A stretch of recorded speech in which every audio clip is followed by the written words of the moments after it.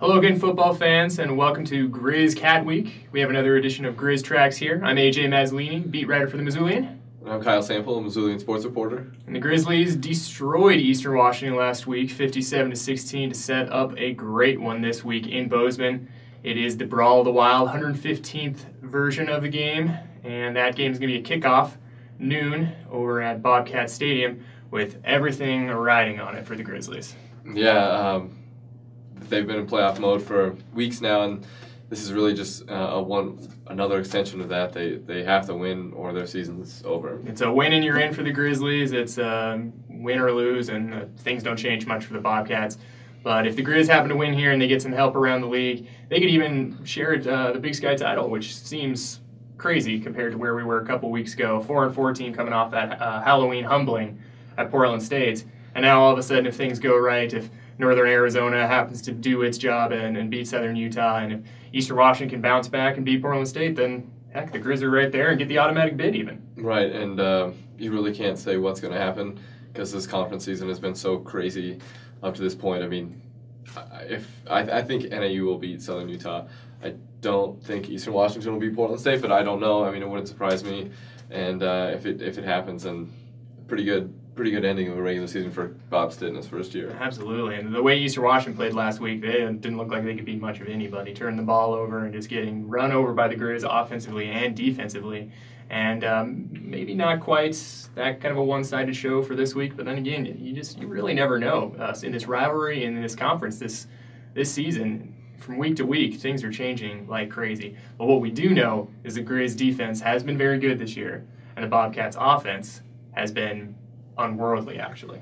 Yeah, and ever since Tim Cramsey really was allowed to do the things he wanted to do starting last season, that offense has just been amazing, and Dakota Prukop is a perfect fit for it, and there's just so much big play opportunity within that offense, and everything they do with all the motion and all the pre-snap stuff that gets defense's attention and kind of throws them off. It's just been it's been pretty amazing to watch, but they've struggled with Montana's defense. Last year they didn't have Prukop, but I know Cramsey has an unbelievable amount of respect for Gregorak and what he can do. So that'll be really interesting to watch throughout the game. Yeah, and Prukop may be the game changer, the X factor, if you will, because in last year's game against Montana, he was out with injuries and the Grizz ran all over him. But he's a little banged up this year as well, but not to the extent that he was last year. So they're expecting him to play, and he's the guy that's leading the Big Sky in total yards this year. He's a running threat. He's a passing threat. I think he's got 25 touchdowns through the air, 10 of them on the ground, and over 700 yards rushing. He's the guy that the Grizz need to keep their eye on and be able to account for at all times. And their offensive line done a very good job for him as well because he's not taking a lot of sacks. No, he's not, and part of that is just the way their offense works. The way he can move. Right, and like you said, he's a little banged up. The right side of their line is banged up. We'll see what they can do against a Grizz front that was seemed revitalized last week. Really got after Eastern Washington's quarterback, knocked both of them out temporarily, if I remember right. Yeah, and 6 sacks for the Grizz last week. Tyrone Holmes picked up another 3. He's up to 14 on the year, which leads the entire country. So it'll be really fun to watch the sack masters on the Grizz front line go after Prukop and really that defense as a whole, which has been revitalized and is taking the ball away a lot in the last couple weeks. They have 4 defensive scorers overall when you take into account that weird game-ending fumble in overtime against Idaho State. So that'll be the defense, or that'll be the matchup to watch and really a lot of fun. But as Coach Ash was saying on a conference call yesterday, it's probably going to come down to the other side and the Bobcats defense and what they can do against Grizz offense, which now has Brady Gustafson back, his first game back from injury last week at quarterback, and the Grizz offense looked like a whole different machine. Brady gets back there and he can see things that the other quarterbacks don't see, and that offense just seems to open up.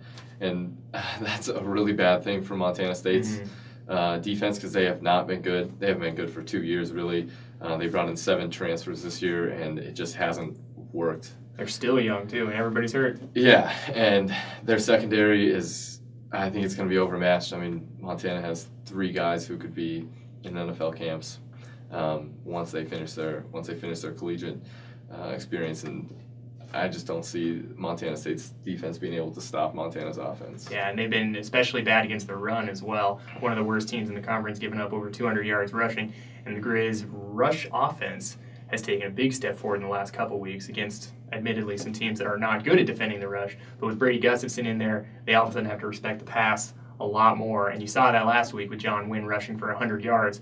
First Griz running back to get there on the season. So I think the run game is really going to be crucial this week.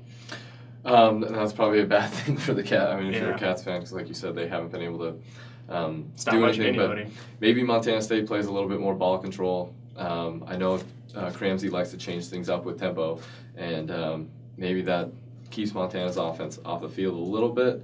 But I just don't know how Montana State's defense is going to stop anything. They haven't stopped anything all season. Yeah, they'll have to get the right bounces, and of course, in a rivalry game like this, you always have to throw a lot of the numbers out the window.